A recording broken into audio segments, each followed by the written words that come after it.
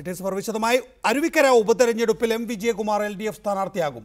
ഇന്ന് ചേർന്ന CPM ജില്ലാ സെക്രട്ടേറിയറ്റാണ് എം വിജയകുമാറിനെ സ്ഥാനാർത്ഥിയായി നിശ്ചയിച്ചത്. CPM സംസ്ഥാന സെക്രട്ടറി കോടിയേരി ബാലകൃഷ്ണനും പിണറായി വിജയനും പങ്കെടുത്ത ജില്ലാ സെക്രട്ടേറിയറ്റിൽ എം വിജയകുമാറിന്റെ പേര് മാത്രമാണ് ഉയർന്നു വന്നത്. കൂടുതൽ ജയസാധ്യതയുള്ള സ്ഥാനാർത്ഥിയാണ് എം വിജയകുമാർ എന്ന് പിണറായി വിജയൻ യോഗത്തിൽ പറഞ്ഞു. സ്ഥാനാർത്ഥി നിർണയത്തിനായി ചേർന്ന CPM ജില്ലാ സെക്രട്ടേറിയറ്റിൽ ജില്ലാ സെക്രട്ടറി കടകംപള്ളി സുരേന്ദ്രനാണ് എം വിജയകുമാറിന്റെ പേര് നിർദ്ദേശിച്ചത്.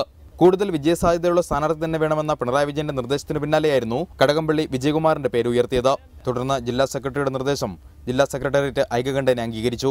നാളെ ചേരുന്ന CPM സംസ്ഥാന സെക്രട്ടേറിയറ്റ് യോഗം ഈ നിർദ്ദേശം ചർച്ച ചെയ്യും. 31-ന് LDF സംസ്ഥാന കമ്മിറ്റി യോഗത്തിന് ശേഷമാകും സ്ഥാനാർത്ഥിയെ ഔദ്യോഗികമായി പ്രഖ്യാപിക്കുക. മെയ് മാസം 31-ന് നമ്മൾ LDFന്റെ സംസ്ഥാന കമ്മിറ്റിയുണ്ട്. അതോടുകൂടി എല്ലാം ക്ലിയർ ആവും. അരുവിക്കര ഉപതെരഞ്ഞെടുപ്പ് LDFന് അനുകൂലമാകുമെന്ന് എം വിജയകുമാർ പ്രതികരിച്ചു. ഓരോ ദിവസം കഴിയുന്തോറും LDFന് അനുകൂലമായ കാര്യങ്ങളാണ് അരുവിക്കരയിലും കേരളത്തിൽ പൊതുവിൽ പ്രത്യേകിച്ച് അരുവിക്കരയാണല്ലോ എല്ലാവരും ഉറ്റുനോക്കുന്നത്. മുന്നണി നേതാവിനെ തന്നെ CPM രംഗത്തിറക്കിയതോടെ അരുവിക്കരയിൽ ശക്തമായ പോരാട്ടം തന്നെ നടക്കുമെന്ന് ഉറപ്പായി. റിപ്പോർട്ടർ തിരുവനന്തപുരം. അരുവിക്കരയിലെ UDF സ്ഥാനാർത്ഥിയെ തിരുവനന്തപുരത്ത് എത്തിയ ശേഷം തീരുമാനിക്കുമെന്ന് മുഖ്യമന്ത്രി ഉമ്മൻചാണ്ടി. മുതിർന്ന നേതാക്കളുമായി ആലോചിച്ച ശേഷം സ്ഥാനാർത്ഥിയെ പ്രഖ്യാപിക്കുമെന്ന് മുഖ്യമന്ത്രി ദില്ലിയിൽ അറിയിച്ചു. കോൺഗ്രസ് സ്ഥാനാർത്ഥിയെ സംബന്ധിച്ചൊന്നും ഒരു തർക്കവും ഉണ്ടാവത്തില്ല. അത് സംബന്ധിച്ചൊരു തീരുമാനം ഞാൻ നാളെ തന്നെ തിരിച്ച് നാട്ടിൽ ചെന്നതിന് ശേഷം എല്ലാവരുമായിട്ട് ആലോചിച്ച് ഒരു തീരുമാനം ഏറ്റവും വേഗത്തിൽ ഉണ്ടാകും. അതിനെക്കുറിച്ചൊരു ആശങ്കയുമില്ല. അരുവിക്കര UDF നല്ല ഭൂരിപക്ഷത്തിൽ വിജയിക്കും. വിഷയത്തിൽ നമ്മോടൊപ്പം A. Sampath, MP Rajmohan Unnithan, Anathalavattom Anandan, VV Rajesh, advocate Jaishankar, VS Sunilkumar എന്നിവരാണ് വിവിധ സ്റ്റുഡിയോകളിൽ. ആദ്യം Shri A. Sampath, G. Karthikeyan തുടർച്ചയായി 5 തവണ ജയിച്ച മണ്ഡലമാണ് അരുവിക്കര. നേരത്തെയുള്ള ആര്യനാട് 10,000-ലധികം വോട്ടുകൾക്കാണ് കഴിഞ്ഞ നിയമസഭാ തെരഞ്ഞെടുപ്പിൽ ജയിച്ചത്. ശരിയാണ്, കഴിഞ്ഞ പാർലമെൻറ്റ് തെരഞ്ഞെടുപ്പിൽ താങ്കൾക്ക് 4,000 വോട്ട് ലീഡ് കിട്ടിയിട്ടുണ്ട്. പക്ഷേ ആ മണ്ഡലത്തിൻ്റെ പാരമ്പര്യം ആകെ തന്നെ UDFനെ തുണയ്ക്കുന്നില്ലേ?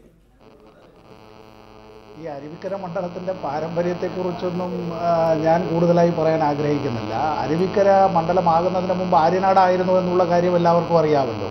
ഈ ആര്യനാട് മണ്ഡലത്തിൽ ഇടതുപക്ഷ ജനാധിപത്യ മുന്നണിയുടെ രൂപീകരണത്തിന് തന്നെ കാരണക്കാരായിട്ടുള്ള അതുല്യരായ നേതാക്കളിൽ ഒരാളായിരുന്ന സഖാവ് K. പങ്കജാക്ഷൻ, അദ്ദേഹം തുടർച്ചയായി വിജയിച്ചു വന്നൊരു മണ്ഡലമാണ്.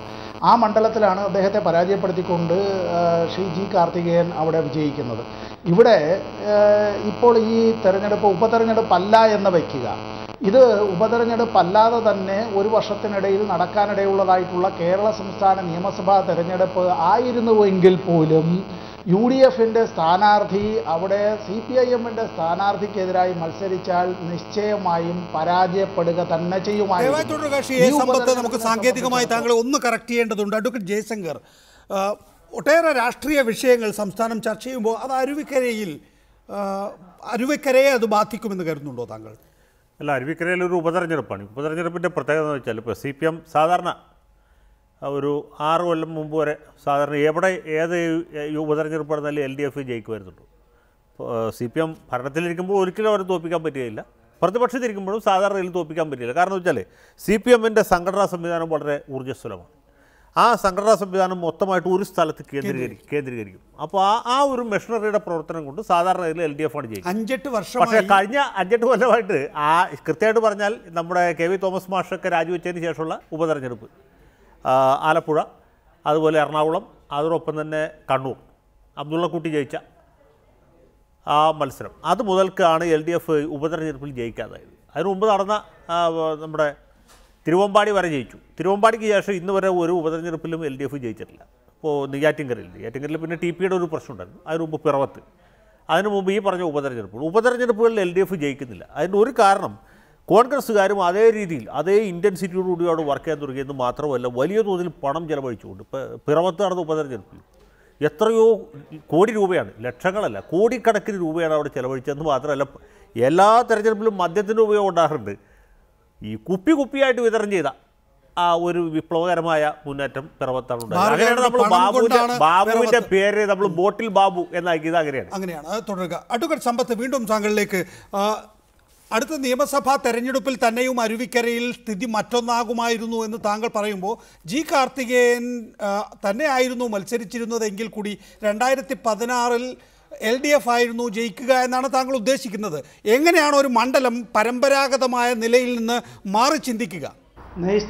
കാരണം നിശ്ചയമായും ഉറപ്പായും 2016 നിയമസഭാ തെരഞ്ഞെടുപ്പ് സ്വാഭാവികമായി നടക്കേണ്ടിയിരുന്നത് എങ്കിൽ ആ തെരഞ്ഞെടുപ്പിൽ UDFന്റെ സ്ഥാനാർത്ഥി ഇടതുപക്ഷ ജനാധിപത്യ മുന്നണിയുടെ സ്ഥാനാർത്ഥിയുടെ മുമ്പിൽ പരാജയപ്പെടുമായിരുന്നു. അവിടെ മുമ്പ് കോൺഗ്രസിന്റെ സ്ഥാനാർത്ഥികൾ വിജയിച്ചു എന്നുള്ളത് കൊണ്ട് എക്കാലവും കോൺഗ്രസിന്റെ സ്ഥാനാർത്ഥി വിജയിക്കണം എന്ന് ശാഠ്യം പിടിച്ചാലേ നമ്മുടെ കേരളത്തിലെ ഒരുപാട് നിയമസഭാ മണ്ഡലങ്ങളിലും പാർലമെന്റ് മണ്ഡലങ്ങളിലുമെല്ലാം ചരിത്രം മാറിയും തിരിഞ്ഞുമെല്ലാം വന്നിട്ടുണ്ട്.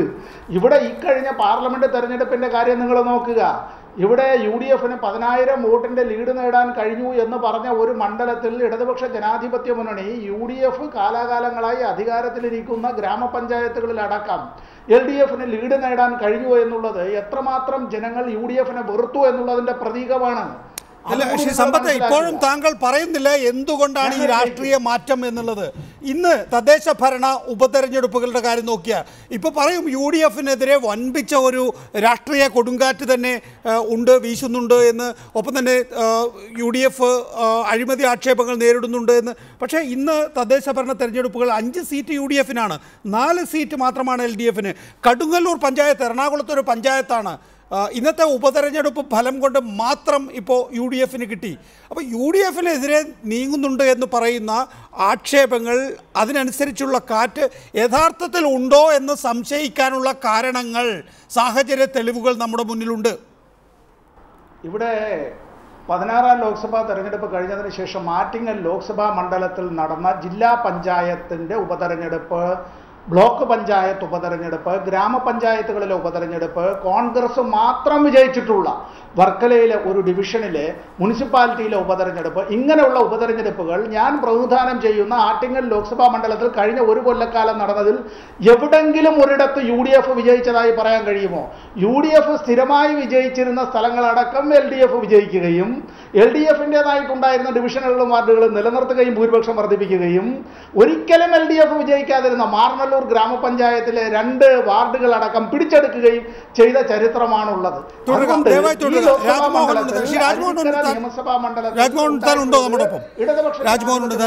ഇപ്പോഴില്ല. ശ്രീ VV രാജേഷ്, BJPയുടെ സാധ്യതകൾ, BJPക്ക് പ്രത്യേകിച്ച് മണ്ഡലത്തിൽ ജയിക്കാനൊന്നും കഴിയില്ല എന്ന് എനിക്കും അറിയാം, രാജേഷിനും അറിയാം. പിന്നെ എന്ത് ലക്ഷ്യമാണ് നിങ്ങളെ ആ തെരഞ്ഞെടുപ്പിൽ നയിക്കുക? നികേഷ്, BJPക്ക് അവിടെ ജയിക്കാൻ കഴിയില്ല എന്നുള്ള താങ്കളുടെ അറിവ് ശരിയല്ല. താങ്കൾ ഒരുപാട് പുറകിലാണ് രാഷ്ട്രീയമായി. കുറച്ചുകൂടി അഡ്വാൻസ്ഡ് ആയിട്ട് കാര്യങ്ങൾ ചിന്തിക്കണം. ശരി, പഠിപ്പിച്ചു തരൂ ശ്രീ രാജേഷ്. BJPയോടെ വിജയിക്കില്ല എന്ന് പറയാൻ വേണ്ടി താങ്കളുടെ കയ്യിൽ എന്ത് തെളിവാ ഉള്ളത്? എങ്ങനെ ജയിക്കും എന്നുള്ളതിന് എന്ത് തെളിവാണ് രാജേഷിന്റെ കയ്യിലുള്ളത്? എങ്ങനെ ജയിക്കും എന്ന് തെളിയിക്കുന്ന കഴിഞ്ഞ നിയമസഭാ തെരഞ്ഞെടുപ്പിൽ കിട്ടിയതിനേക്കാൾ ഇരട്ടി വോട്ടാണ് ഞങ്ങൾക്ക് പാർലമെന്റ് തെരഞ്ഞെടുപ്പിൽ ലഭിച്ചത്. അപ്പൊ ഇതിന്റെ ഇരട്ടി വോട്ട് കിട്ടുകയാണെങ്കിൽ ഞാൻ തെളിവുകൾ താങ്കളുടെ കയ്യിൽ തരാം. കഴിഞ്ഞ പാർലമെന്റ് തെരഞ്ഞെടുപ്പിൽ ലോക്സഭാ തെരഞ്ഞെടുപ്പിനേക്കാൾ ഇരട്ടി വോട്ട് ഞങ്ങൾക്ക് പാർലമെന്റ് തെരഞ്ഞെടുപ്പിൽ കിട്ടി. അന്നത്തെ പാർലമെന്റ് തെരഞ്ഞെടുപ്പിന്റെ സാഹചര്യമല്ല ഇന്ന് ഇന്ത്യൻ രാഷ്ട്രീയത്തിലും കേരള രാഷ്ട്രീയത്തിലും. ഇന്ത്യൻ രാഷ്ട്രീയത്തിൽ BJP പിന്നോട്ട് പോവുകയല്ലേ ചെയ്തിട്ടുള്ളത്? അതിനുശേഷമല്ലേ ദില്ലിയിൽ നിയമസഭാ തെരഞ്ഞെടുപ്പ് നടന്നത്? നിങ്ങൾ തോറ്റമ്പിയില്ലേ? ഇന്നിപ്പോ ദില്ലി നിയമസഭാ മന്ദിരത്തിൽ നിന്നും 3 പേരാണ് ഇറങ്ങിപ്പോയത്. ഞാൻ പറഞ്ഞത് ആകെ ഇറങ്ങിപ്പോകാൻ തന്നെ 3 പേരാണ്. അതാണ് ഞാൻ പറഞ്ഞത്.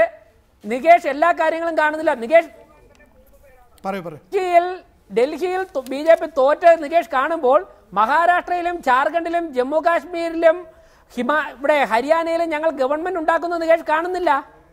ഞാൻ അതുകൊണ്ടാണ് പറഞ്ഞത് താങ്കൾ എല്ലാ കാര്യങ്ങളും കാണാതെയാണ് BJPയോടെ വിജയിക്കില്ല എന്ന് പറഞ്ഞത്. അതുപോട്ടെ നികേഷ്, ഇന്ന് കേരളത്തിൽ ജനങ്ങൾ ആഗ്രഹിക്കുന്നത് കേരള നിയമസഭയിൽ ഒരു തിരുത്തൽ ശക്തി ഉണ്ടാകണം എന്നാണ്. ആ തിരുത്തൽ ശക്തി ആകുവാൻ വേണ്ടി BJPക്ക് മാത്രമേ സാധിക്കുകയുള്ളൂ. LDF ജയിച്ചാലും UDF ജയിച്ചാലും ഇന്ന് നടക്കുന്ന അഴിമതിയും ഒത്തുതീർപ്പ് രാഷ്ട്രീയവും തുടരും. അതുകൊണ്ടാണ് ഞാൻ പറഞ്ഞത് പ്രബുദ്ധരായ അരുവിക്കരയിലെ ജനങ്ങൾ BJPയെ വിജയിപ്പിക്കാൻ തീരുമാനിച്ചിരിക്കുന്നു. തുടരുക. നമ്മൾ ഈ രാഷ്ട്രീയം പൊതുവായി നമ്മളിപ്പോൾ കേൾക്കുന്ന രാഷ്ട്രീയം മാത്രമായിരിക്കും അരുവിക്കരയിൽ അത് ചർച്ച ചെയ്യുകയാണെങ്കിൽ LDFന് അനുകൂലമാകുമോ? അത് ഇപ്പോഴത്തെ രാഷ്ട്രീയ സാഹചര്യം കേരളത്തിലെമ്പാടും, അത് അരുവിക്കരയിൽ നിന്നല്ല, പാറശാല മുതൽക്ക് മഞ്ചേശ്വരം വരെ ഒരു UDF വിരുദ്ധ രാഷ്ട്രീയമാണ്. UDFൻ്റെ അഴിമതി, കെടുകാര്യസ്ഥത, ദുർഭരണം, വർഗീയത, ഒരുപാട് പ്രശ്നങ്ങൾ, ജനങ്ങൾ പൊറുതിമുട്ടിച്ച അതിരൂക്ഷമായ വിലക്കയറ്റം, ഇങ്ങനെ 100,000 പ്രശ്നങ്ങൾ ഇവിടെ ഉണ്ട്.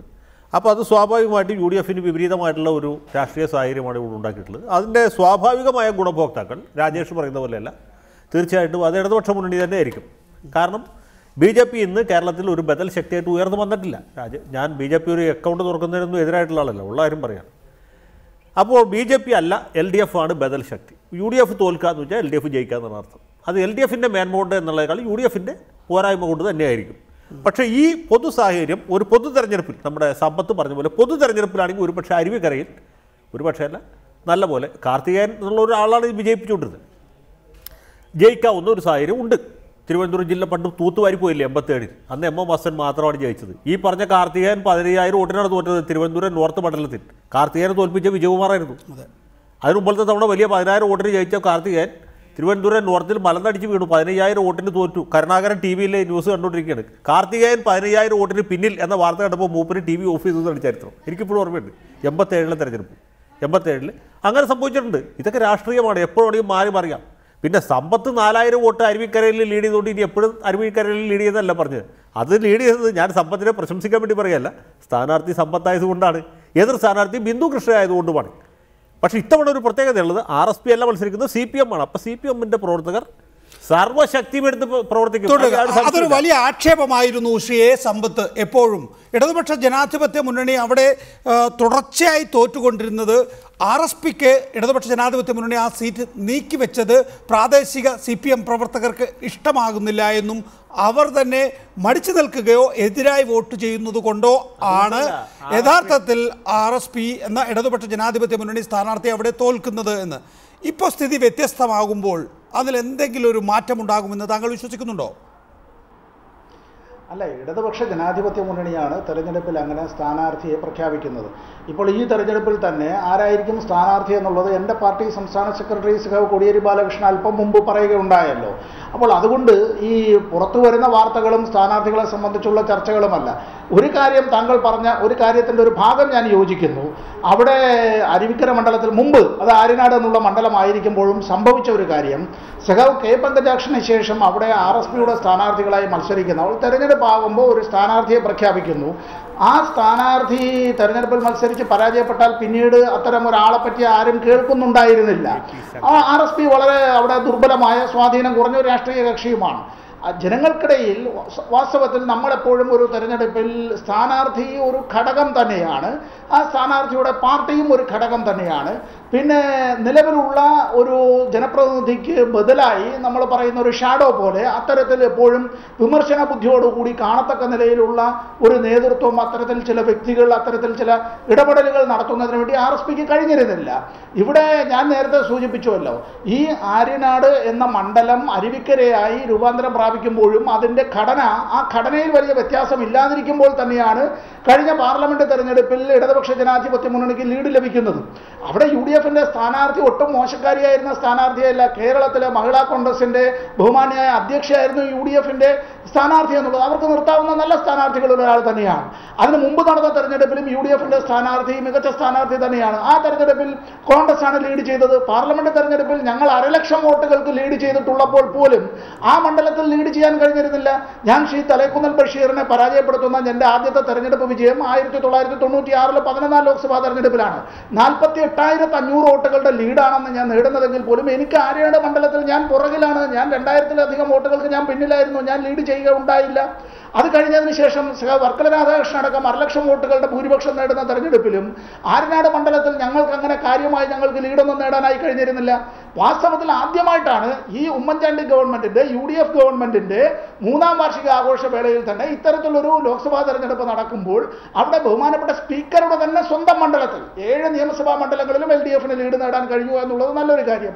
അതിൽ ബഹുമാനപ്പെട്ട സ്പീക്കർ തന്നെ പ്രതിനിധാനം ചെയ്യുന്ന മണ്ഡലത്തിൽ LDFന് അങ്ങനെ ഒരു ലീഡ് നേടാനായി കഴിഞ്ഞു എന്നുള്ളത് ഒട്ടും ചെറുതായി കാണേണ്ടതില്ല. 10,000 വോട്ട് UDFിൻ്റേത് മാറി 4,000 വോട്ട് LDFന് ലീഡ് എന്ന് പറയുമ്പോൾ എത്ര വോട്ട് മറിഞ്ഞു എന്നുള്ളത് കൂടി ഇവിടെ ആലോചിക്കേണ്ടതായിട്ട് പ്രധാനപ്പെട്ട കാര്യം തന്നെയാണ്.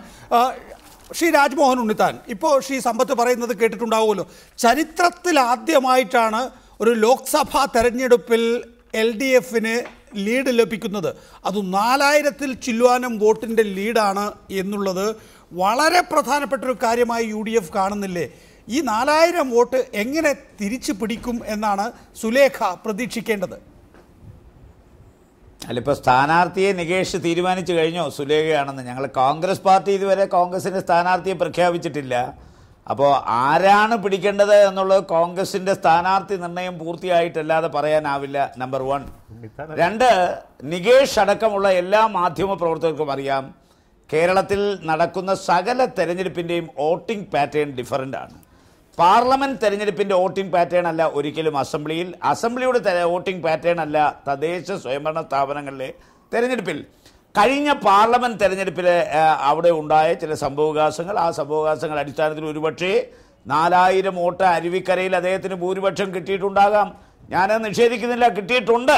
പക്ഷേ ഒരു കാര്യം മനസ്സിലാക്കണം, 25 വർഷക്കാലമായി കോൺഗ്രസിൻ്റെ MLA ഉള്ള ഒരു മണ്ഡലം, അവിടെ 8 പഞ്ചായത്താണ്. 4 പഞ്ചായത്ത് ഇടതുപക്ഷം, 4 പഞ്ചായത്ത് ഞങ്ങൾ, ബ്ലോക്ക് പഞ്ചായത്ത് ഭരിക്കുന്നത് ഞങ്ങളാണ്. അവിടെ 5 ജില്ലാ പഞ്ചായത്ത് മെമ്പർമാരുണ്ട്. ആ 5 ജില്ലാ പഞ്ചായത്ത് മെമ്പർമാരിൽ 5ഉം ഐക്യ ജനാധിപത്യ മുന്നണിക്കാണ്. UDF ഗവൺമെൻറ്റിൻ്റെ വികസന പ്രവർത്തനങ്ങളിൽ കേരളത്തിലെ ജനങ്ങൾ പരിപൂർണ സംതൃപ്തരാണ്. ഇവിടെ ആരോപണങ്ങൾ ഒരുപാട് ഉന്നയിച്ചു. ആരോപണങ്ങൾക്കെല്ലാം ഞങ്ങൾ കമ്മീഷനെ വെച്ചു, ഞങ്ങൾ അന്വേഷണം നടത്തി. പറയുന്നത് എല്ലാ തെരഞ്ഞെടുപ്പുകളുടെയും വോട്ടിംഗ് പാറ്റേൺ വ്യത്യസ്തമാണ് എന്നാണല്ലോ താങ്കൾ പറയുന്നത്. അങ്ങനെ അല്ല. കഴിഞ്ഞ 1991 മുതലുള്ള കാലഘട്ടത്തിലെല്ലാം തന്നെയും ഒരേ വോട്ടിംഗ് പാറ്റേൺ ആണ്. പാർലമെൻറ്റ് തെരഞ്ഞെടുപ്പിലും തദ്ദേശ ഭരണ തെരഞ്ഞെടുപ്പിലും അതുപോലെ നിയമസഭാ തെരഞ്ഞെടുപ്പിലും എല്ലാം തന്നെയും UDFനാണ് മുൻതൂക്കമുണ്ടായിരുന്നത് എങ്കിൽ 2014 കാര്യങ്ങൾ വ്യത്യസ്തമായിരിക്കുന്നു. 2014 ഇതാദ്യമായി ഇടതുപക്ഷ ജനാധിപത്യ മുന്നണിക്ക് ആ മണ്ഡലത്തിൽ ലീഡ് കിട്ടുകയാണ്. നികേഷേ, ഇതൊക്കെ നമ്മളുടെ കണക്കുകൂട്ടലല്ലേ? വരുന്ന 30-ാം തീയതി, ജൂൺ 30-ാം തീയതി വോട്ട് എണ്ണുമ്പോൾ അറിയാമല്ലോ ആരാണ് അവിടെ ജയിക്കാൻ പോകുന്നത്. അറിയാം. രാജ്മോഹൻ ഉണ്ണിത്താനും ആ വിഷയത്തിൽ ജയിക്കുമെന്നല്ലേ? ഒരുപക്ഷെ നിങ്ങൾക്ക് രണ്ടുപേർക്കും എനിക്കറിയാം, രാജ്മോഹൻ ഉണ്ണിത്താൻ ആ മണ്ഡലം വളരെ നന്നായി അറിയാം. ഒരുപക്ഷെ സുലേഖ പൊട്ടി വീണില്ലായിരുന്നുവെങ്കിൽ രാജ്മോഹൻ ഉണ്ണിത്താന് സാധ്യതയുള്ള മണ്ഡലമായിരുന്നു അത്. തിരുവനന്തപുരം കേന്ദ്രീകരിച്ച് രാജ്മോഹൻ ഉണ്ണിത്താൻ പ്രവർത്തിക്കാൻ തുടങ്ങിയിട്ട് വർഷങ്ങളായി. സത്യത്തിൽ ഒരു പൊളിറ്റിക്കൽ കാൻഡിഡേറ്റ് എന്നുള്ളതിലേക്ക് രാജ്മോഹൻ ഉണ്ണിത്താൻ തന്നെയാണ് നല്ല സ്ഥാനാർത്ഥി. പക്ഷേ ഇപ്പോഴത്തെ ഒരു സാഹചര്യത്തിൽ സഹതാപത്തിൻ്റെ ഒരു ആനുകൂല്യം കിട്ടാൻ വേണ്ടിയാണ് സുലേഖയുടെ പേര് വരുന്നത്. അതുകൊണ്ടാണ് ഞാൻ നിർദ്ദേശിക്കുന്നത് നിങ്ങൾ രണ്ടുപേരും ആ ചർച്ച പൂർത്തിയാക്കുക. ശ്രീ സമ്പത്തും ശ്രീ രാജ്മോഹൻ ഉണ്ണിത്താനും. രാജ്മോഹൻ ഉണ്ണിത്താൻ പറയുന്നതിൽ കഴമ്പുണ്ടോ ശ്രീ സമ്പത്ത്? ഇല്ല, ഞാൻ അദ്ദേഹത്തോട് ഈ തർക്കിക്കാനൊന്നും ഞാൻ ആളല്ല. ഞാൻ വാദിച്ച് ജയിക്കാനുമില്ല. അദ്ദേഹം വാദിച്ച് ജയിച്ചോട്ടെ. ഞങ്ങൾ തെരഞ്ഞെടുപ്പിൽ വിജയിക്കുമെന്നുള്ളത് മാത്രമേ ഉള്ളൂ കാര്യം. തെരഞ്ഞെടുപ്പിൽ വിജയിക്കുന്നതിന് വേണ്ടിയുള്ള പ്രവർത്തനങ്ങൾ ഞങ്ങൾ ചിട്ടയായി ഞങ്ങളുടെ പാർട്ടിയും ഇടതുപക്ഷ ജനാധിപത്യ മുന്നണിയും ഭംഗിയായി നടത്തുന്നുണ്ട്. കഴിഞ്ഞ പാർലമെന്റ് തെരഞ്ഞെടുപ്പിൽ എനിക്ക് ലഭിച്ചതിനേക്കാൾ കൂടുതൽ ഭൂരിപക്ഷത്തിൽ അവിടുത്തെ 8 ഗ്രാമപഞ്ചായത്തുകളിലും ലീഡ് നേടുന്ന വിജയിൽ ആ സ്ഥിതിയിൽ ചുറ്റിക അരുവാൾ നക്ഷത്രം അടയാളത്തിൽ മത്സരിക്കുന്നതായ ഒരു ഇടതുപക്ഷ ജനാധിപത്യ മുന്നണി സ്ഥാനാർത്ഥി ആരായിരുന്നാലും അവർ വിജയിക്കുമെന്നുള്ളത് മാത്രമേ എനിക്ക് പറയാനുള്ളൂ. ഞാനിപ്പോഴും എൻ്റെ മണ്ഡലത്തിൽ തന്നെയാണ്. അതുകൊണ്ടാണ് എനിക്ക് ഈ റിപ്പോർട്ടർ TVയുടെ സ്റ്റുഡിയോയിൽ പോലും എനിക്ക് ഓടിയെത്താൻ കഴിയാതായി പോയത്. ക്ഷമിക്കണം. ഈ തെരഞ്ഞെടുപ്പ്, കഴിഞ്ഞ പാർലമെന്റ് തെരഞ്ഞെടുപ്പിൽ ആറ്റിങ്ങൽ ലോക്സഭാ മണ്ഡലത്തിൽ ഇടതുപക്ഷ ജനാധിപത്യ മുന്നണിക്ക് തിളക്കമാർന്ന വിജയം ജനങ്ങൾ സമ്മാനിച്ചുവെങ്കിൽ അതിൻ്റെ തുടർച്ചയായി തന്നെ ആ വിജയത്തിൻ്റെ മാറ്റ് കൂട്ടുന്നതായിരിക്കും ഈ തെരഞ്ഞെടുപ്പ്.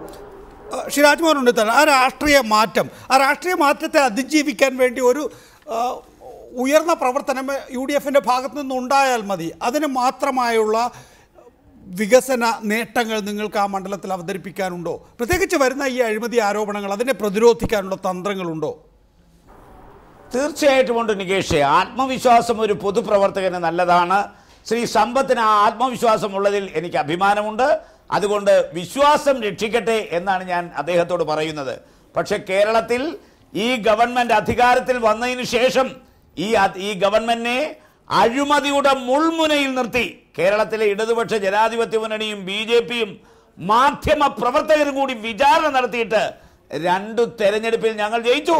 കഴിഞ്ഞ പാർലമെന്റ് തെരഞ്ഞെടുപ്പിൽ നികേഷിന് അറിയാം, പിണറായി വിജയൻ പരസ്യമായി പറഞ്ഞു, ഇത്തവണ കേരളത്തിൽ നിന്ന് ഒരു MP ഐക്യ ജനാധിപത്യ മുന്നണിയുടെ നാമധേയത്തിൽ പാർലമെന്റ് കാണില്ല, ഞങ്ങൾക്ക് ഒരു സീറ്റ് പോലും കിട്ടില്ലെന്ന് പിണറായി വിജയൻ പറഞ്ഞ സ്ഥലത്താണ് 12 സീറ്റ് ഞങ്ങളുടെ ചിഹ്നത്തിൽ മത്സരിച്ച് ഞങ്ങൾ വിജയിപ്പിച്ചത്. അതേസമയം ഇടതുപക്ഷ ജനാധിപത്യ മുന്നണിയുടെ ഇന്നസെന്റ്, ഇടുക്കിയിലെ സ്ഥാനാർത്ഥി ജോയിസ് ജോർജ് അടക്കം, എറണാകുളത്തടക്കം ആരെയൊക്കെയാ മത്സരിപ്പിച്ചത്? സ്വന്തം പാർട്ടി ചിഹ്നത്തിൽ ആളുകളെ നിർത്തി മത്സരിപ്പിക്കാൻ ധൈര്യമില്ലാത്ത ഒരു രാഷ്ട്രീയ പ്രസ്ഥാനം. ഇപ്പോഴും സ്വതന്ത്രന്മാരുടെ പേരിൽ കച്ചകെട്ടിയ ആളുകളെ ഇറക്കി വോട്ട് പിടിച്ച് ജയിക്കാൻ ശ്രമിക്കുന്ന ഒരു രാഷ്ട്രീയ പ്രസ്ഥാനം എന്തിന്റെ പേരിലായി ഈ തെരഞ്ഞെടുപ്പിൽ? ഞാൻ പറയുന്നു, എന്തായാലും ജി കാർത്തികേയന്റെ സ്മരണ നിലനിൽക്കുന്ന ഉപതെരഞ്ഞെടുപ്പാണ് വരാൻ പോകുന്നത്.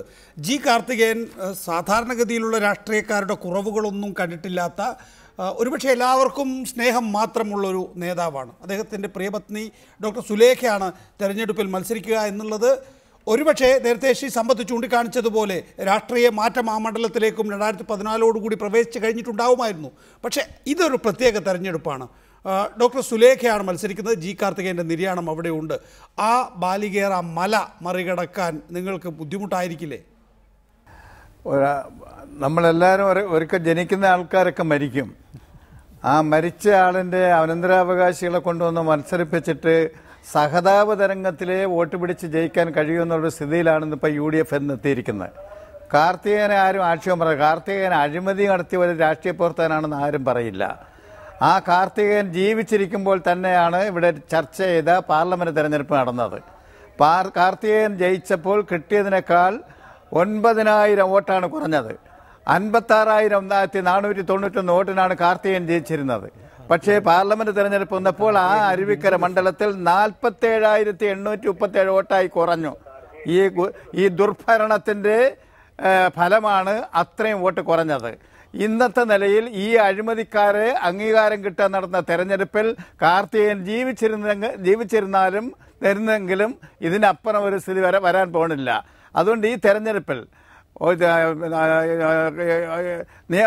അരുവിക്കര മണ്ഡലത്തിലെ തെരഞ്ഞെടുപ്പിൽ എന്തു പറഞ്ഞിട്ടാണ് കോൺഗ്രസിന് ഇത്തവണ വോട്ട് ചോദിക്കാൻ അവകാശമുള്ളത്? ഏതെങ്കിലും ഒരു കാര്യം, വികസനത്തിന്റെ കാര്യം പറയുന്നുണ്ട്. അവിടെ ഒത്തിരി റബ്ബർ കൃഷിക്കാരനുണ്ട്. ആ റബ്ബർ കൃഷിക്കാരന്റെ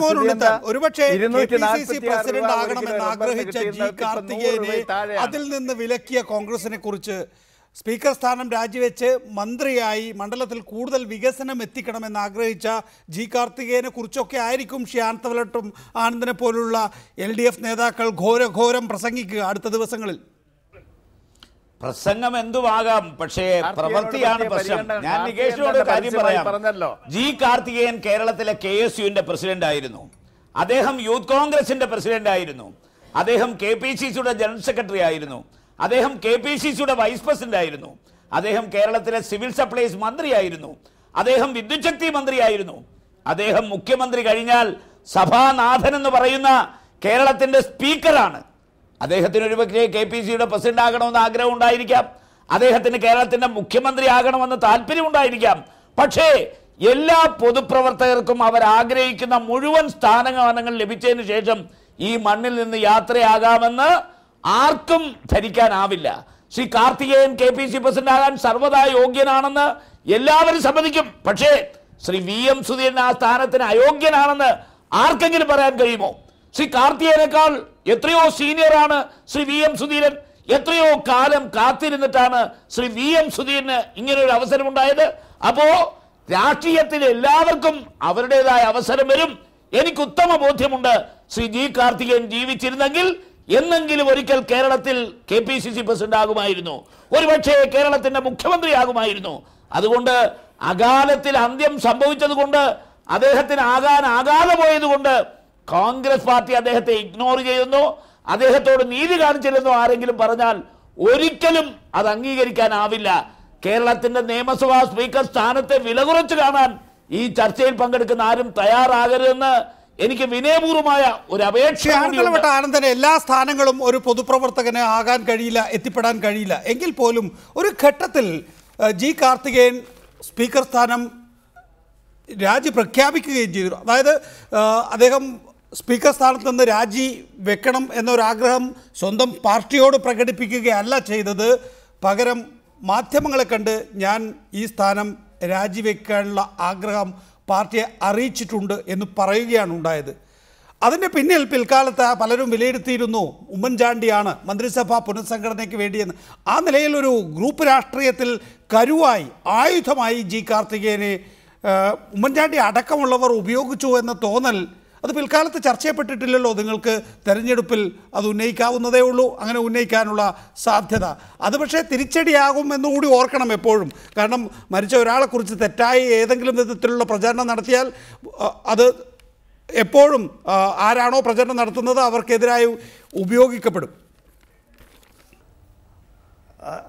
അല്ല, ഈ തെരഞ്ഞെടുപ്പിൽ സഹതാപതരംഗം കാണിച്ചെങ്കിൽ മാത്രമേ കാർത്തികേയൻ്റെ കുടുംബക്കാരെ നിർത്തി മാത്രമേ ജയിക്കാൻ കഴിയുമെന്ന് കോൺഗ്രസ് പ്രതീക്ഷിക്കുന്നുണ്ട്.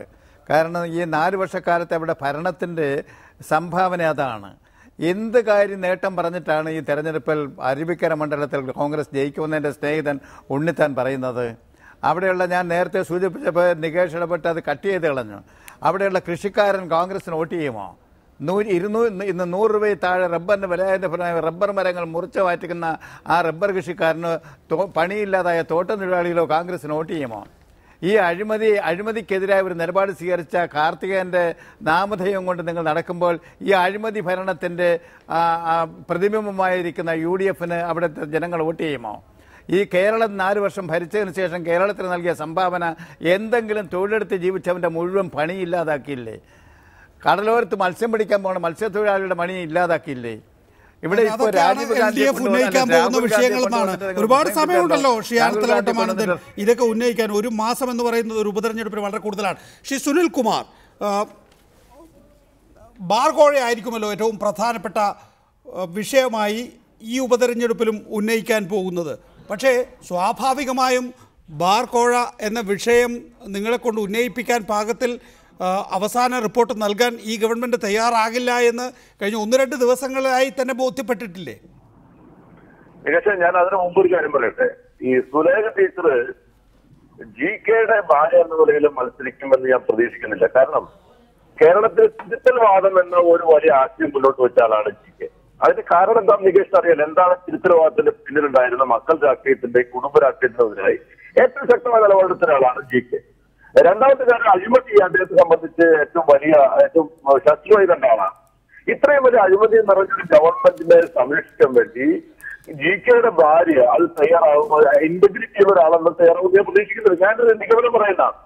രണ്ടാമത്തെ കാര്യം, മറ്റൊരു പ്രധാനപ്പെട്ട കാര്യം, ഈ UDFന്റെ ഇതുവരെ നമ്മുടെ ഗവൺമെന്റുകളിൽ നിന്ന് വ്യത്യസ്തമായി ഇത്രമാത്രം അവസാനം രാജമോഹൻ ഉണ്ണിത്താൻ പറഞ്ഞാൽ അഴിമതിയുടെ മുഴുവനെയും ഞങ്ങൾ നിർത്തിയെങ്കിൽ അഴിമതിയുടെ കരിനിഴലിൽ നിർത്തിക്കൊണ്ടിരിക്കുന്നത് നിങ്ങൾ തന്നെയാണ്.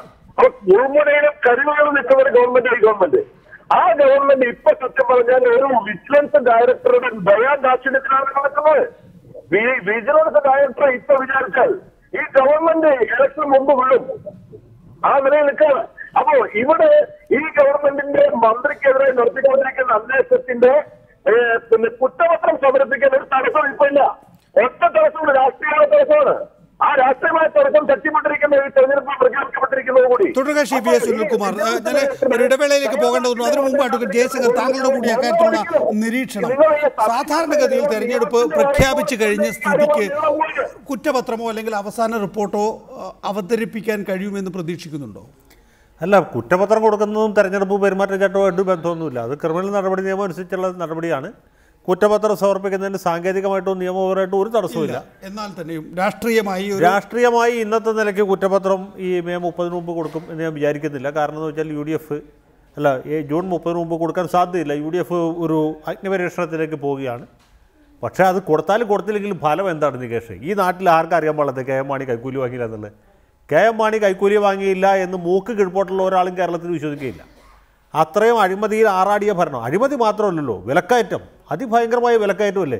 ഇപ്പം നരേന്ദ്രമോദിയെ പ്രധാനമന്ത്രി സ്ഥാനത്ത് എത്തിച്ചതും മൻമോഹൻ സിംഗിനെ പാതാളത്തിലേക്ക് ചവിട്ടി താഴ്ത്തിയെന്ന് രാഹുൽ ഗാന്ധിയെ ഒരു തെരുവ് ചെറുക്കനാക്കി വഴിയിലേക്ക് വിട്ടതും ആരാ? വിലക്കയറ്റമാണ്, അഴിമതിയാണ്, കെടുകാര്യസ്ഥതയാണ്. അല്ലാതെ നരേന്ദ്രമോദിയുടെ മേന്മകൊണ്ടല്ലോ അദ്ദേഹം ജയിച്ചത്. ഇപ്പോൾ രാജേഷിൻ്റെ എതിർക്കും, രാജേഷ് സ്റ്റുഡിയോയിലുണ്ടെങ്കിൽ അദ്ദേഹം എതിർക്കും. നരേന്ദ്രമോദിയുടെ മേന്മ കൊണ്ടല്ല കോൺഗ്രസ് BJP ജയിച്ചത്.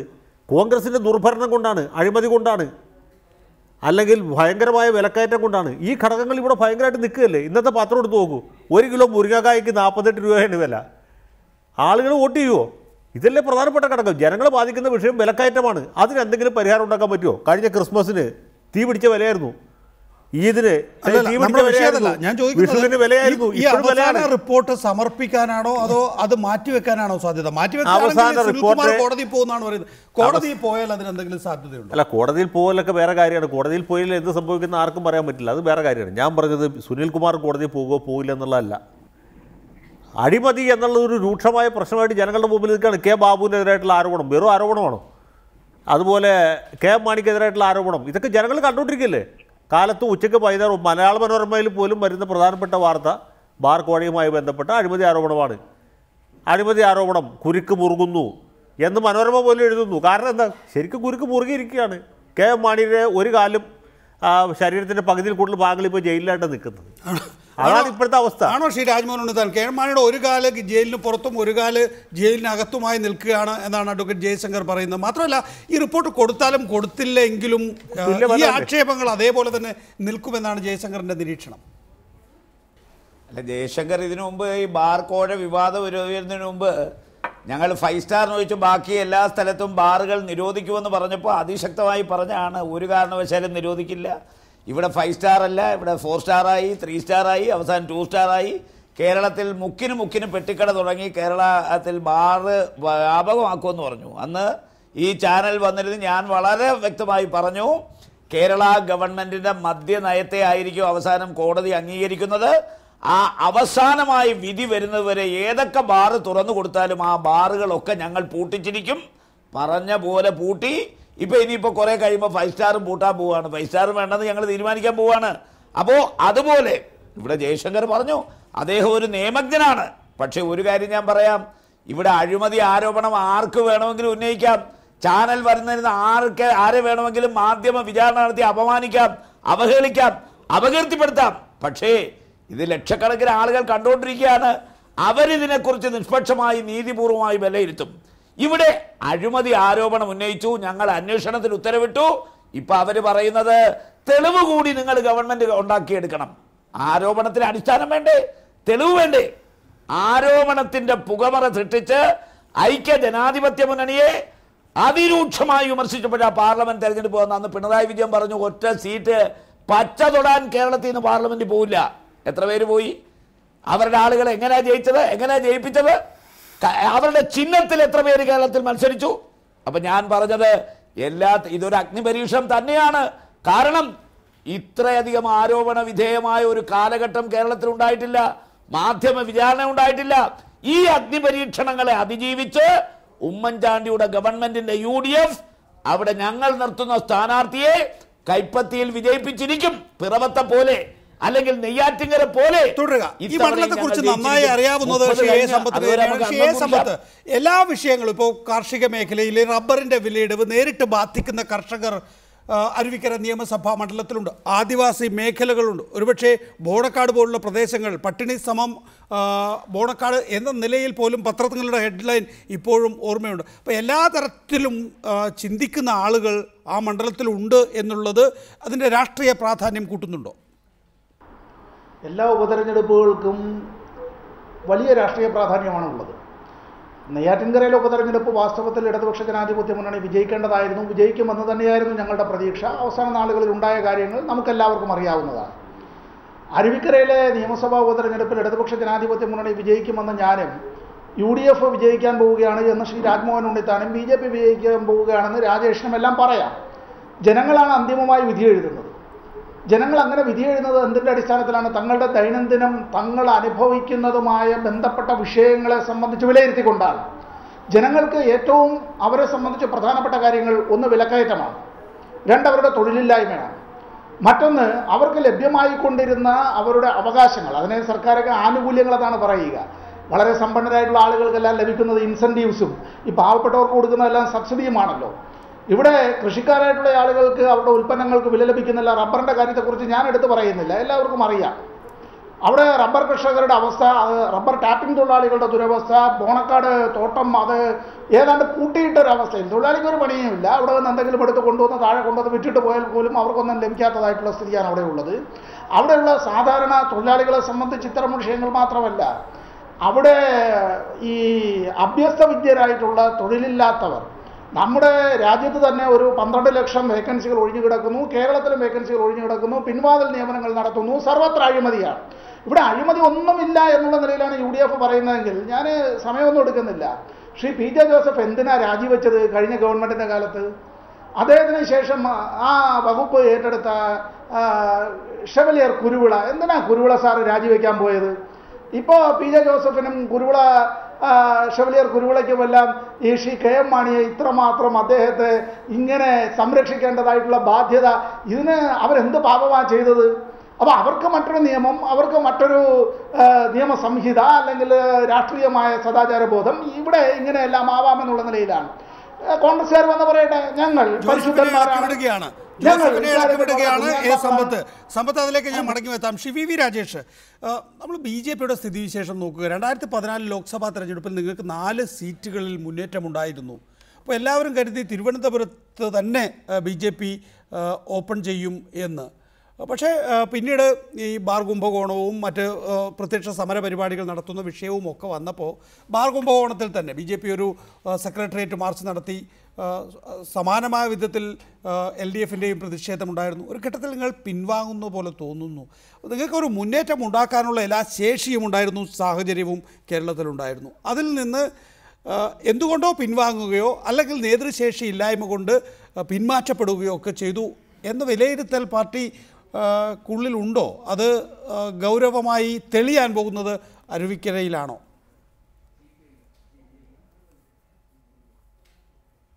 അല്ല, ചില കാര്യങ്ങൾ സംസാരിച്ചുണ്ടെന്ന് വരുത്തുവാനുള്ള ശ്രമമാണ് ഇവിടെ നടത്തുന്നത്. നികേഷ് തന്നെ വ്യക്തമായി കേരള രാഷ്ട്രീയം ശ്രദ്ധിക്കുന്ന ഒരു മാധ്യമപ്രവർത്തകൻ ഈ അല്ല, ഞാൻ ചീത്ത വിളിക്കല. അല്ല നികേഷ്, ഞാൻ പറയുന്നത് പൂർത്തിയായിക്കോട്ടെ.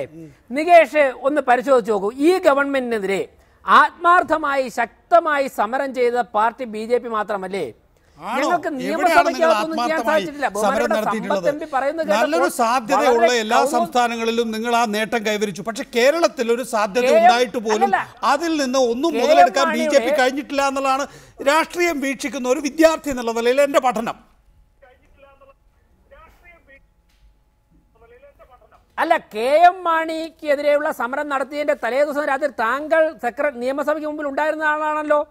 ആ ദിവസം ഞങ്ങൾക്ക് നിയമസഭയ്ക്ക് അകത്ത് കയറാൻ സാധിക്കില്ല.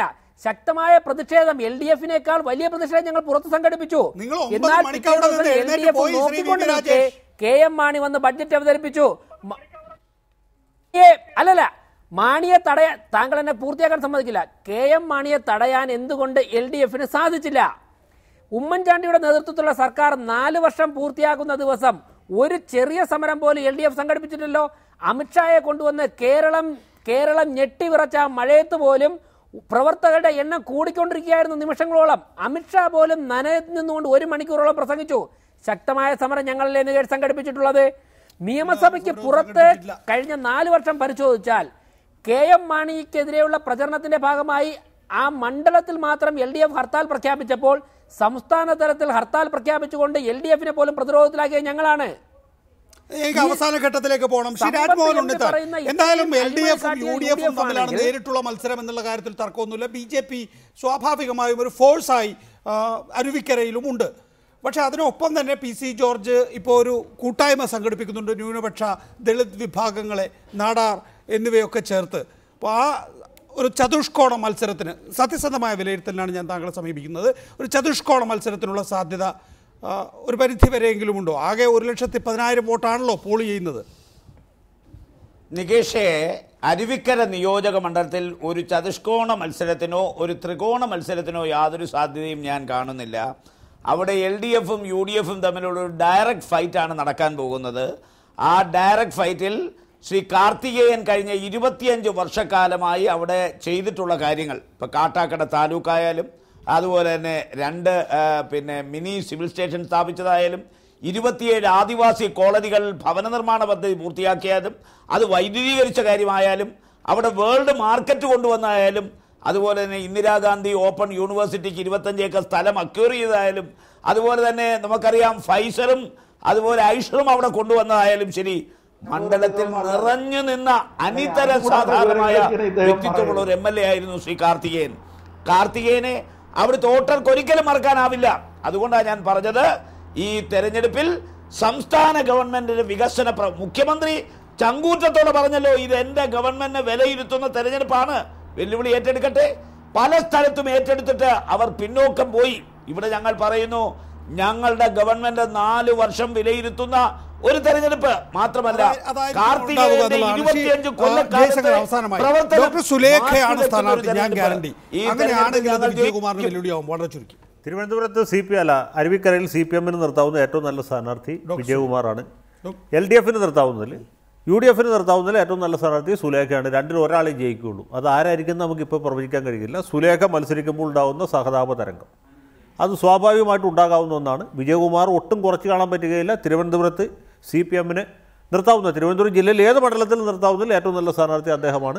അരുവിക്കരയിൽ പ്രത്യേകിച്ചും അദ്ദേഹത്തിന് നല്ല സാധ്യതയുണ്ട്. പിന്നെ CPM-ൻ്റെ സംഘടനാ സംവിധാനം, പിണറായി വിജയനും അച്യുതാനന്ദനും ഒറ്റക്കെട്ടായി നിൽക്കുക എന്നുള്ളത് വളരെ പ്രധാനപ്പെട്ട കാര്യമാണ്. അതുകൂടി ഉണ്ടെങ്കിൽ LDF-ന് ജയിക്കാവുന്ന സാഹചര്യമുണ്ട്. സുലേഖ എന്നുള്ള ഒറ്റ ഘടകം ഒഴിച്ചാൽ, സുലേഖയല്ല വേറെ ആരാണ് കോൺഗ്രസ് സ്ഥാനാർത്ഥിയെങ്കിലും പരാജയം സുനിശ്ചിതമാണ്, യാതൊരു സംശയമില്ല. സുലേഖയാണെങ്കിൽ ഒരു ഫൈറ്റ്, നല്ല ഫൈറ്റ് ഉണ്ട്. വളരെ നന്ദി. ശ്രീ ആനത്തലവട്ടം ആനന്ദൻ, ശ്രീ VV രാജേഷ്, ശ്രീ രാജ്മോഹൻ ഉണ്ണിത്താൻ, ശ്രീ സമ്പത്ത്, ശ്രീ സുനിൽകുമാർ, ഒപ്പം തന്നെ അഡ്വക്കേറ്റ് ജയശങ്കർ ഈ വിഷയത്തിൽ സംസാരിച്ചതിന്